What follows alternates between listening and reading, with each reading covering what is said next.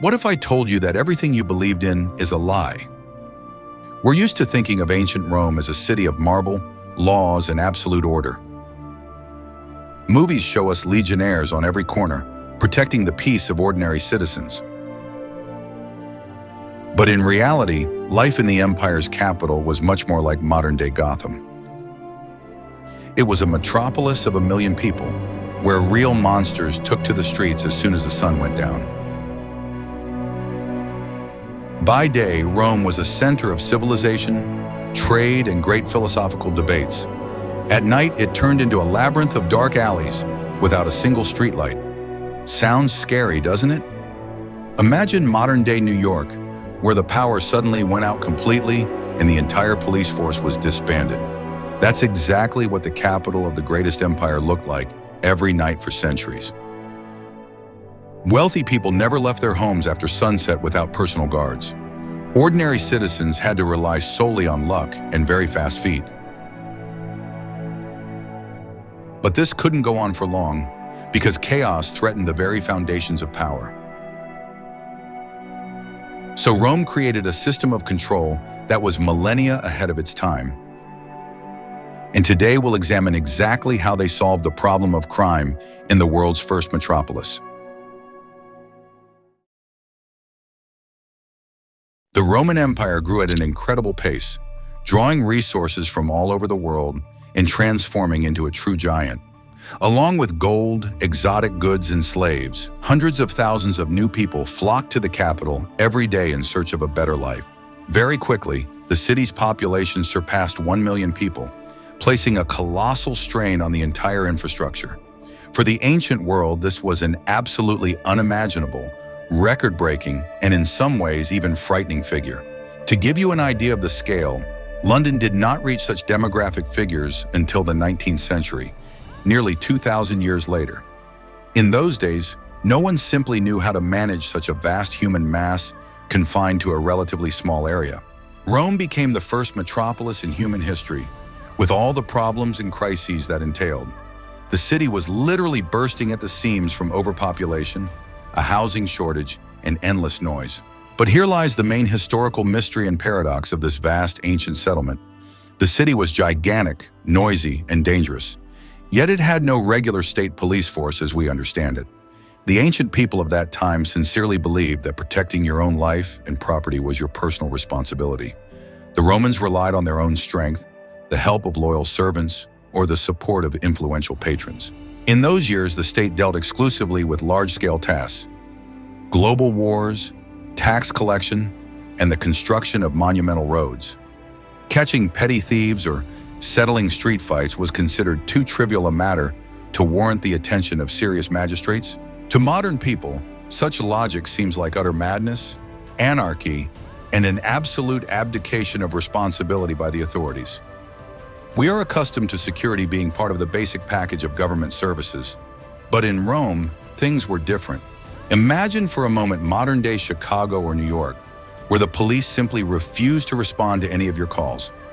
If you were robbed in broad daylight or swindled at the market, you had to find the criminal yourself, apprehend him, and personally bring him before a judge.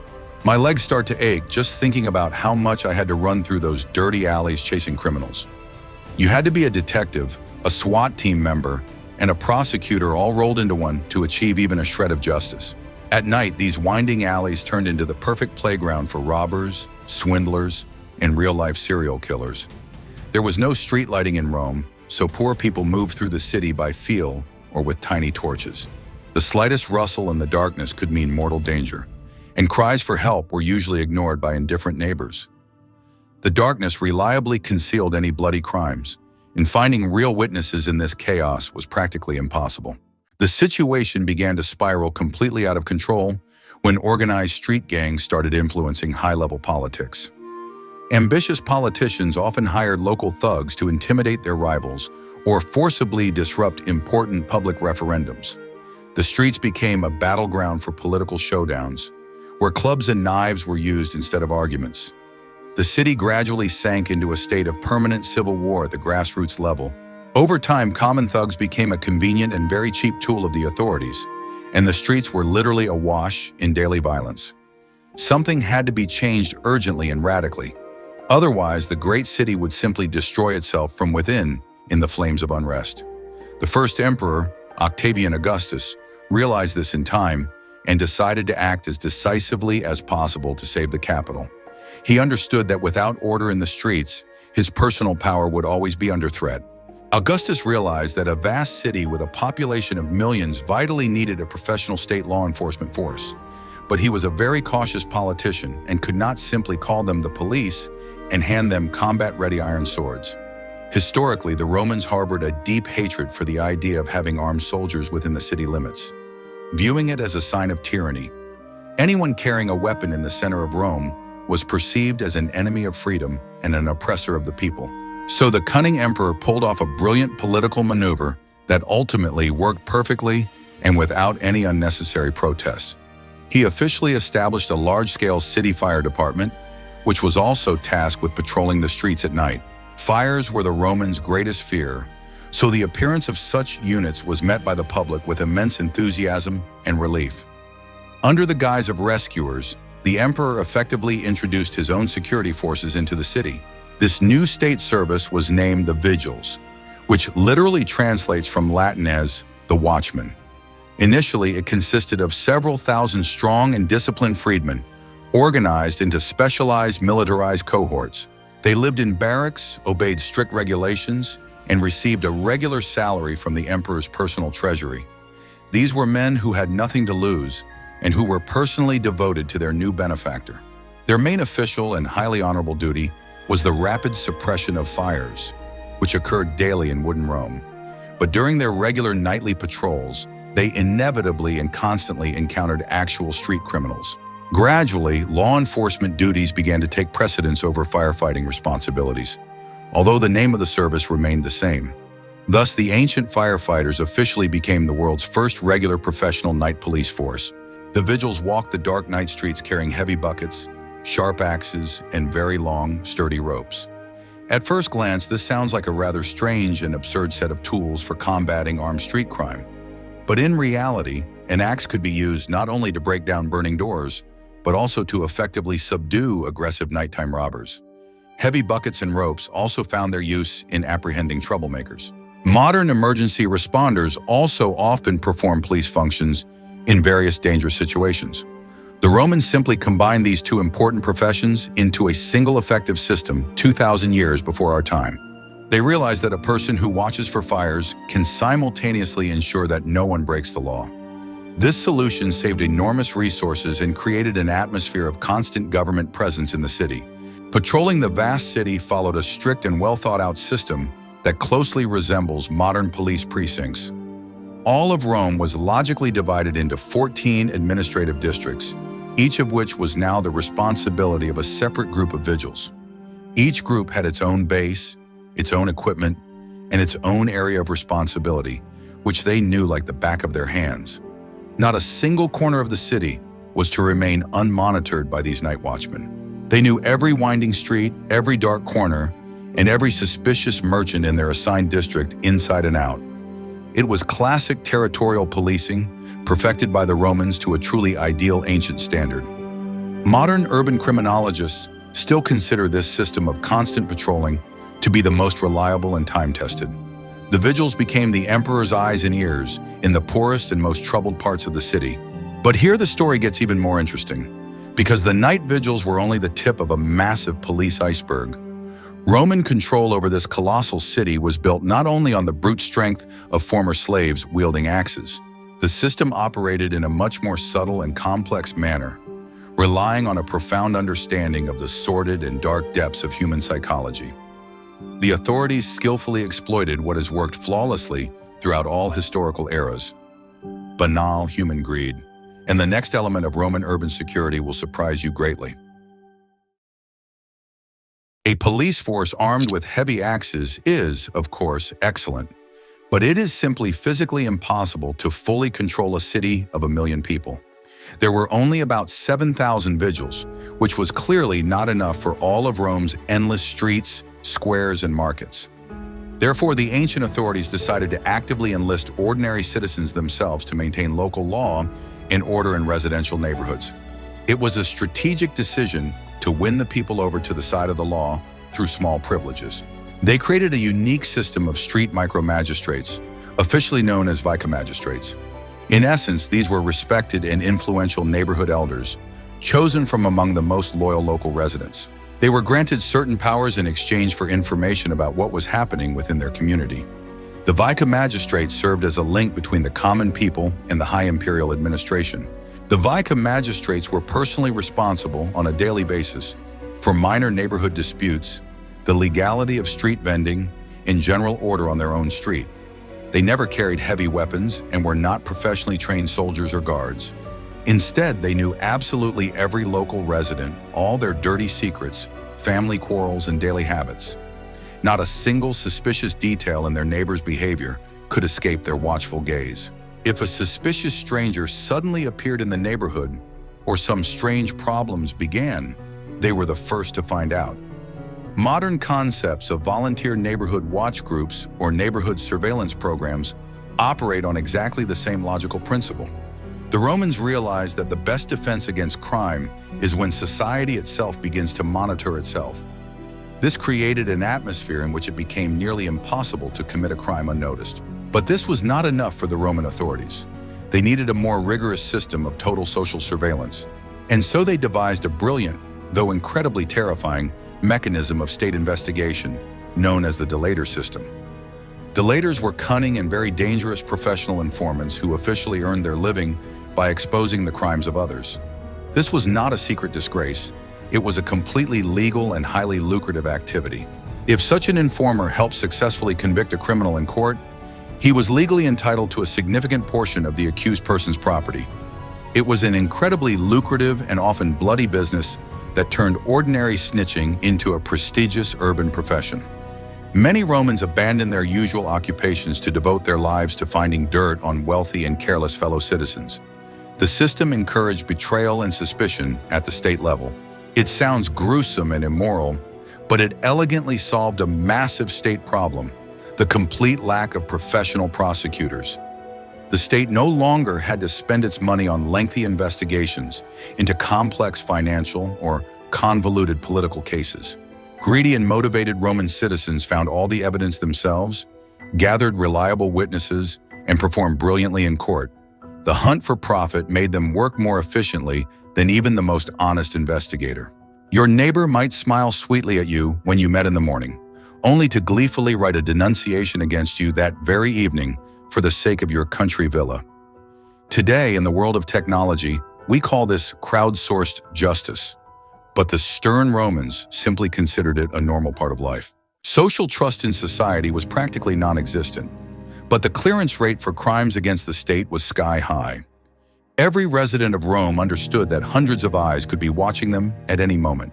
And this system of mass denunciation was so effective that it soon began to rapidly destroy itself from within. Over time, experienced informants began to band together into full-fledged criminal syndicates dedicated to the systematic destruction of their political rivals. They became a formidable force capable of bringing down even the most influential senator through false accusations. Fear of the informers began to permeate every stratum of Roman high society. They masterfully fabricated false cases against completely innocent wealthy individuals in order to legally plunder their vast accumulated wealth. Some emperors secretly encouraged this lawlessness because the state treasury also received its lawful share of all confiscations. It was an ideal and highly cynical, corrupt judicial scheme, neatly disguised as concern for the security of the great city of Rome. Justice in such courts had long since given way to a simple thirst for profit. The Roman authorities understood perfectly well that relying solely on greedy and unpredictable informants could be deadly dangerous. Therefore, a secret police force known as the enigmatic frumentari operated actively yet with the utmost secrecy within the city. Initially, these men were engaged in the entirely routine and tedious procurement of ordinary grain for the needs of the vast Roman army. No one could have imagined that dangerous agents were hiding behind these humble supply officials. But their constant travels to every corner of the empire naturally turned them into an ideal network of spies, couriers, and informants. Soon they began professionally monitoring high-ranking officials, catching enemy spies, and even opening other people's private letters. They became the emperor's personal secret service, operating outside the bounds of ordinary law and regulations. Even those who held high positions in the government feared them. The frumentari always wore the most ordinary clothes and stood out no way at all in the motley city crowd. They sat quietly in port taverns, listened intently to others' conversations in the markets, and carefully gathered any rumors and gossip.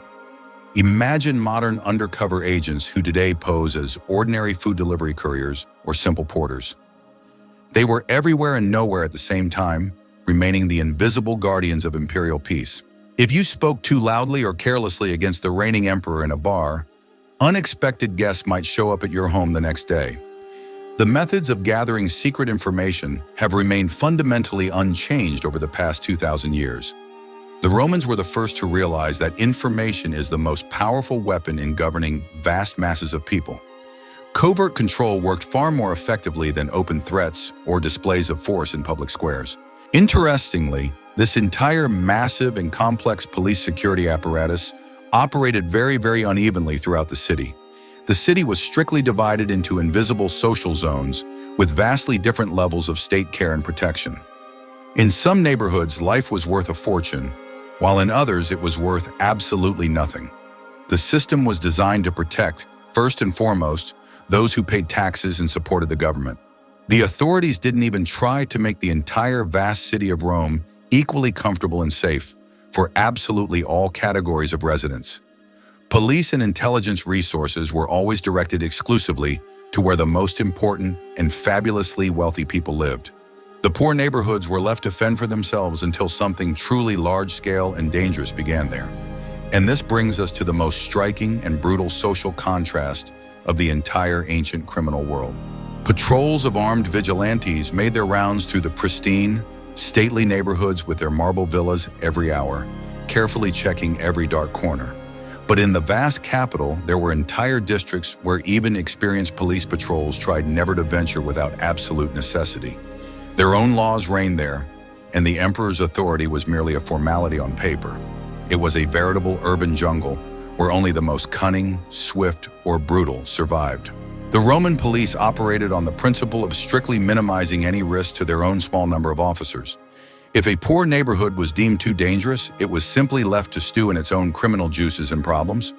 It was a cruel yet very pragmatic and understandable logic of survival for the authorities in an ancient, overpopulated metropolis.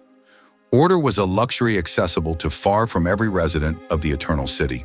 This sharp class division created two completely different realms that existed in absolute parallel.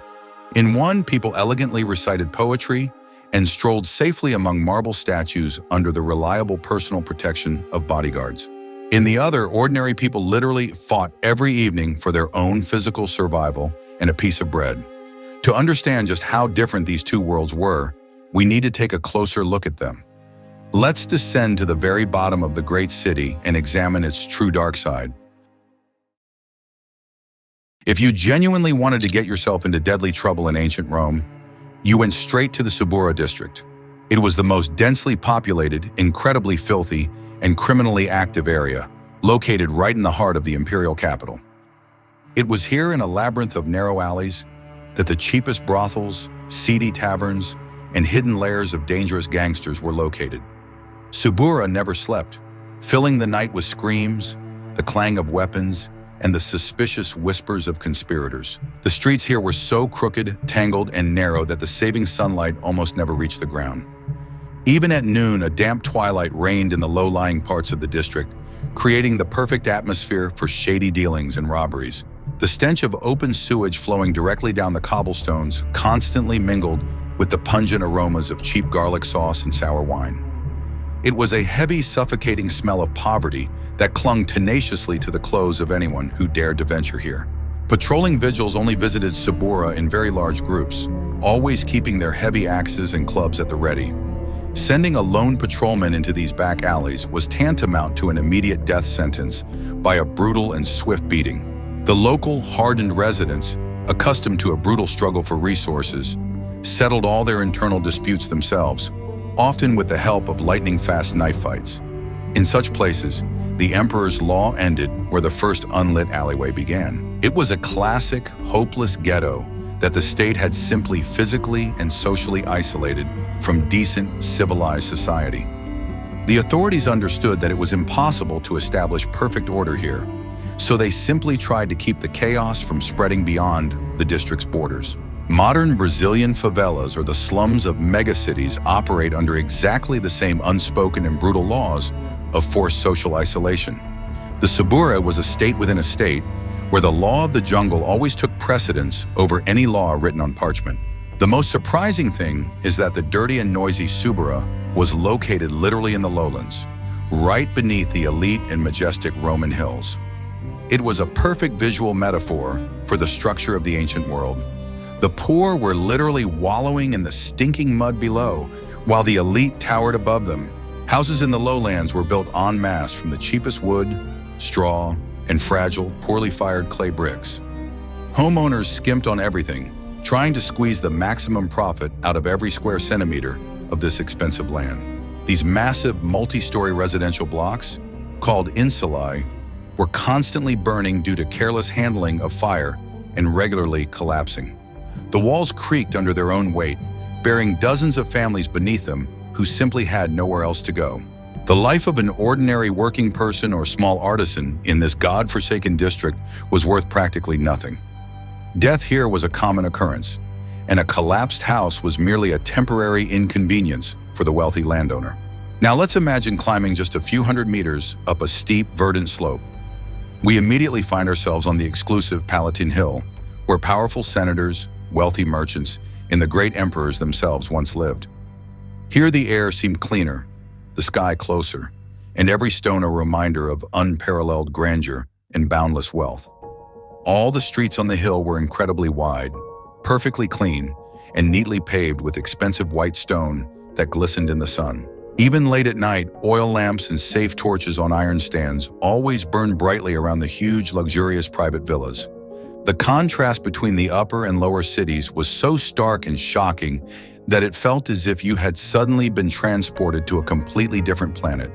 There was no stench or noise here, only the quiet rustling of fountains in enclosed courtyards and the singing of exotic birds in the gardens. The Palatine was a symbol of stability and absolute security that only the select few could afford. The state police were almost nowhere to be seen here, but not because this elite district was defenseless against the outside world. It was simply that every incredibly wealthy Roman owned his own small private army of loyal and trained guards. Dozens of huge, burly gladiator slaves stood guard at the doors around the clock and accompanied their master in tight, multi-row formations during his walks. These men were ready to kill anyone at the very first sign from their master, without waiting for authorization from the authorities. If some fool or desperate man tried to attack a senator, he would simply be torn to pieces on the spot. Why waste time calling the state police when you have a personal squad of professional, trained killers at your disposal? Having such a guard was not only a matter of security, but also an important element of high social status in Rome. The more bodyguards followed their master's litter, the more weight his word carried in the Senate and in the Forum. Today's wealthy businessmen hire private security firms and bodyguards for precisely the same reasons of personal safety. The Romans simply did it with stunning ancient grandeur, massive budgets, and maximum ostentatious public brutality. The private armies of rival senators often engaged in massive street battles with one another during heated political elections. The streets of elite neighborhoods would sometimes turn into battlefields, where it was decided which faction would dictate the terms to the city. The law on the Palatine Hill was dictated not by the official Roman court, but solely by the number and size of your personal armed guard. Money easily bought basic security, and a great deal of money ensured the owner virtually absolute lifelong immunity. Bailiffs were simply afraid to approach the villas of those who could field 100 sword-wielding professionals against them. It was a system where wealth created its own law, operating parallel to the state's. At the same time, poor neighborhoods were completely left to fend for themselves, and brazen gang racketeering flourished there. Local criminal gangs forced small merchants to pay huge sums for protection from these very same aggressive gangs. Sounds very familiar and modern, doesn't it? This is a classic and rather banal mafia scheme, which the famous Italian mafia perfected only 1,000 years later. The Romans certainly didn't invent organized crime from scratch, but they definitely took it to a whole new, systematic level. The gangs had their own hierarchy, their own territories of influence, and even their own corrupt connections within the city administration. Small shopkeepers in Subura knew that if they didn't pay on time, their shop would be burned to the ground the very next night. The state couldn't offer them protection, so they were forced to pay off those who kept the entire neighborhood in fear. The vigil officers knew all the criminal bosses who ruthlessly controlled the local markets by sight and by name. But total corruption permeated the entire administrative system of the ancient metropolis, from top to bottom, like poison. It was far more profitable for police chiefs to accept regular, generous bribes than to carry out dangerous, bloody raids in the dark slums. Why risk the lives of their men when they could simply take a cut from the illegal gambling business or brothels? Therefore, the imperial authorities often turned a blind eye to petty crime, provided it did not directly threaten the existing state order. The system reliably maintained a fragile working balance between absolute street chaos and total police control over the city. As long as the gangsters only robbed the poor in Subura and didn't encroach on Palatine, their existence was considered a tolerable evil. It was a cynical deal that allowed the authorities to save resources on managing the underclass. This cynical policy of containment allowed the vast and volatile city to function without constant, large-scale bloody uprisings. Street crime was a kind of unspoken social tax that society regularly paid for critical overpopulation. The emperors understood perfectly well that it was simply physically impossible to completely and permanently eradicate crime in such a gigantic city. For every gang that was driven out, 2 new ones would immediately take their place, even hungrier and more vicious. So they simply herded it into criminal reservations like the filthy, dangerous, and incredibly noisy Subura, creating exclusion zones there. The authorities' main demand was simple: that the stinking filth from below never soil the snow-white expensive togas of the respected patricians. As long as crime remained confined to the slums, it was merely background noise in the great empire. But sometimes there were lapses in the system, and then it was time for punitive measures. But what happened when a foolish or careless criminal was caught red-handed at the scene of a brazen crime? The ancient justice system knew absolutely nothing of words like humanity, compassion, or the basic rights of any individual. All punishments were carefully designed to instill uncontrollable, animalistic fear in the rest of the city's inhabitants. The Romans believed that only the terror of retribution could keep the crowd from committing new atrocities. The Roman state machinery of pain operated with incredible speed, extreme cruelty, and always as publicly as possible for all spectators. And the way they typically treated those found guilty still shocks our modern imagination with its sophistication. Punishment was meant to be not merely just, but a vivid lesson for everyone who witnessed its consequences. This was the core doctrine of the Roman legal system: order through public violence. Ancient Rome had absolutely no faith in a system of correctional institutions or the long-term psychological rehabilitation of captured criminals.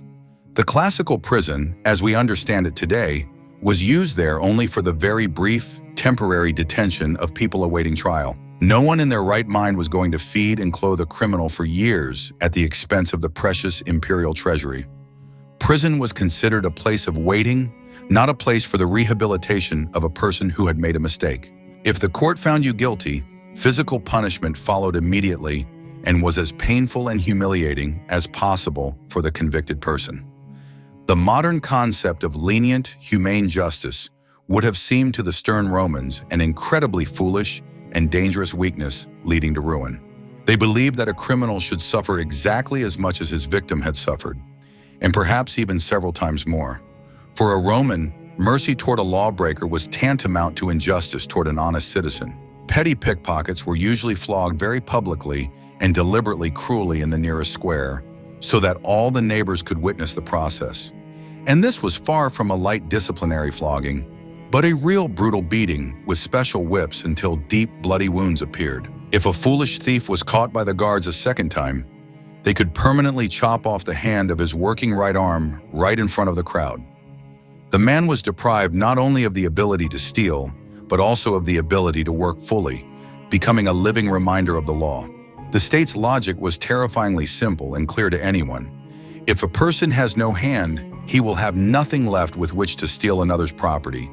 Society deliberately maimed people, creating a vast army of disabled individuals who could then do nothing but beg pitifully for alms on the steps of temples. These unfortunate souls were better advertisements for Roman justice than any of the emperor's decrees posted on the walls. Looking at a man without an arm, everyone understood the price of attempting to take what did not belong to them. For more serious, heinous crimes, such as premeditated murder or arson committed at night, the punishments were invariably capital. Convicted arsonists were often publicly burned alive, applying the ancient principle of absolute tit-for-tat retribution for the evil they had committed. It was believed that fire should purge the city of those who themselves had used flames to bring destruction and chaos. It was a spectacle that permanently deterred all spectators from ever playing with fire again. Convicted murderers could easily be thrown to wild, hungry beasts in the vast arena of the Colosseum for the bloody entertainment of the jaded crowd. Any execution in Rome immediately turned into a grand theatrical spectacle with tens of thousands of screaming and applauding spectators. The state literally sold expensive tickets to witness the brutal physical destruction of the most notorious violators of Roman law.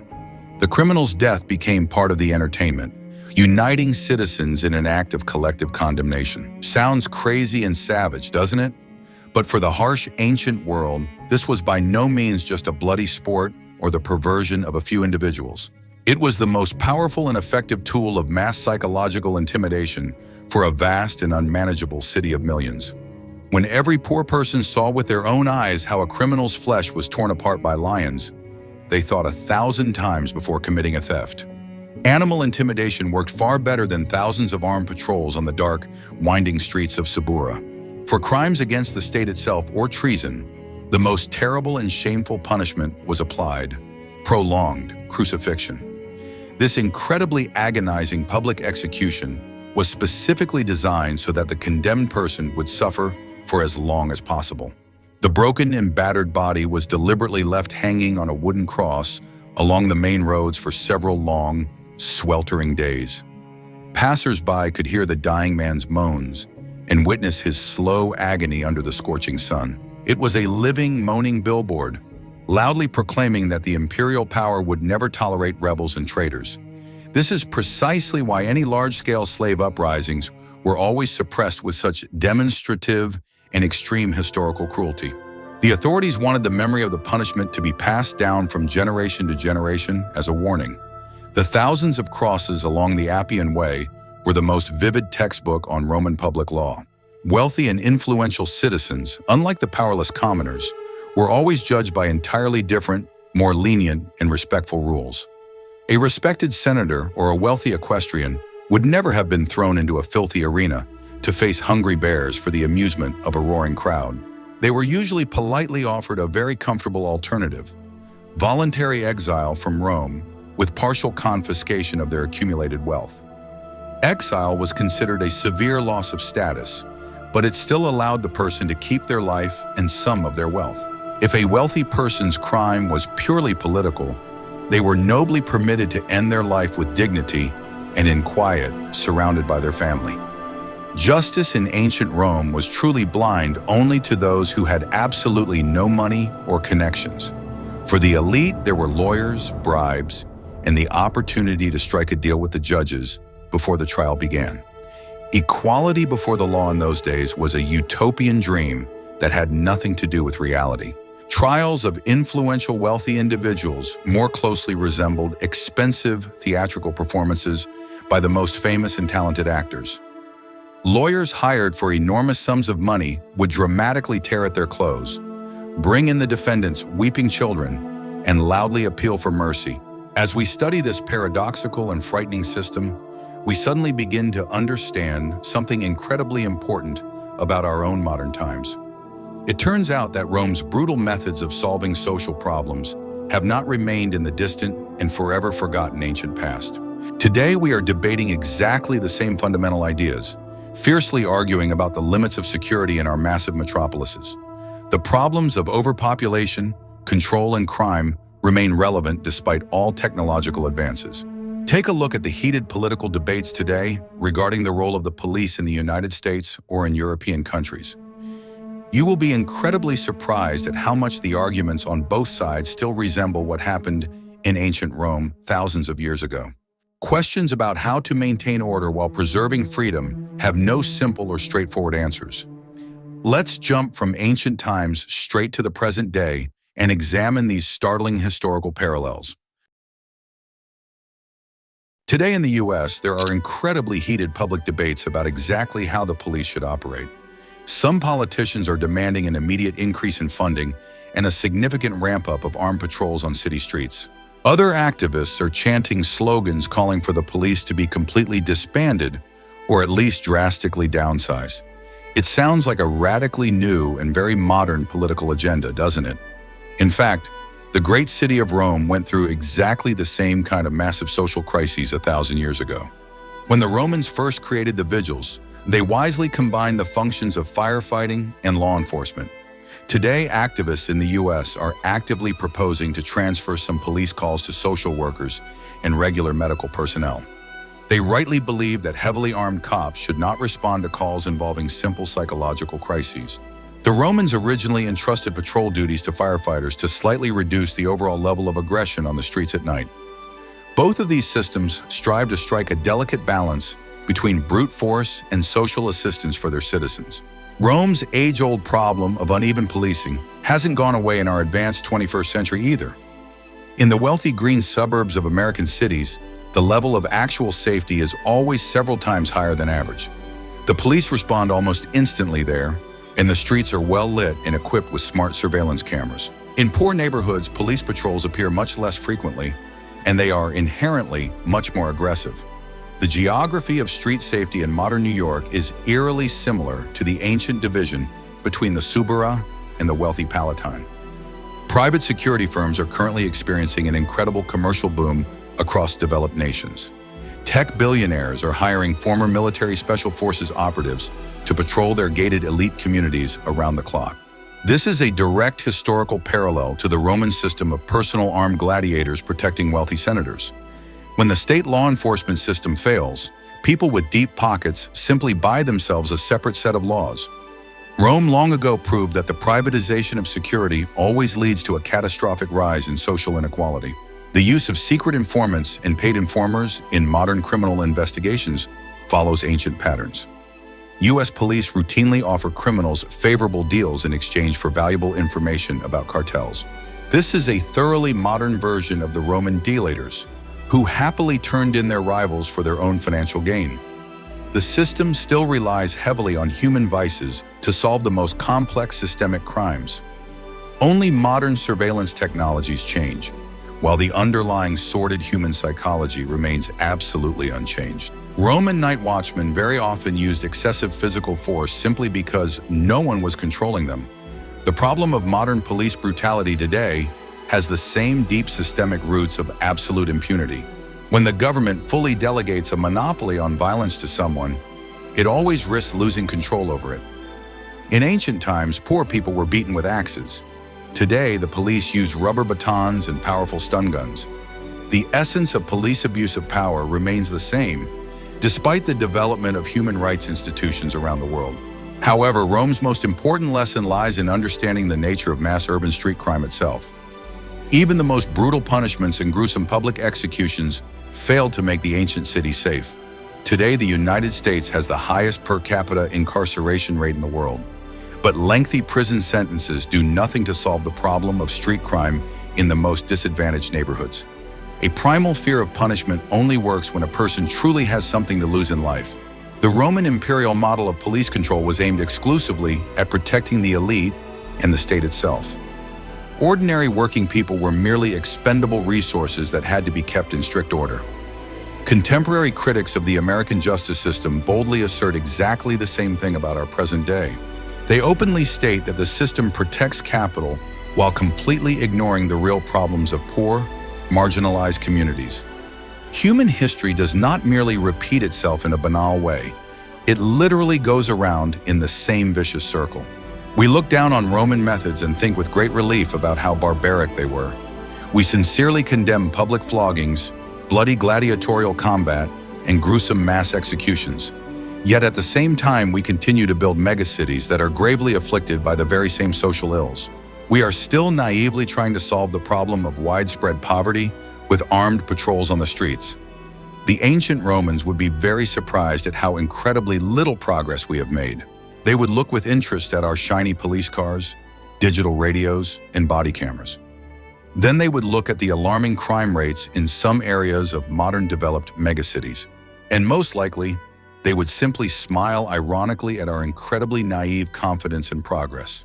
Technology has changed beyond recognition, but human nature itself has remained exactly the same. Just think about that the next time you read the news about crime in your city. Rome was the very first city to face street crime on such an incredibly massive scale. They boldly experimented, made huge mistakes, and displayed both acts of cruelty and brilliant engineering at the same time. The vigil system was certainly not perfect. It was corrupt, very brutal, and class-based.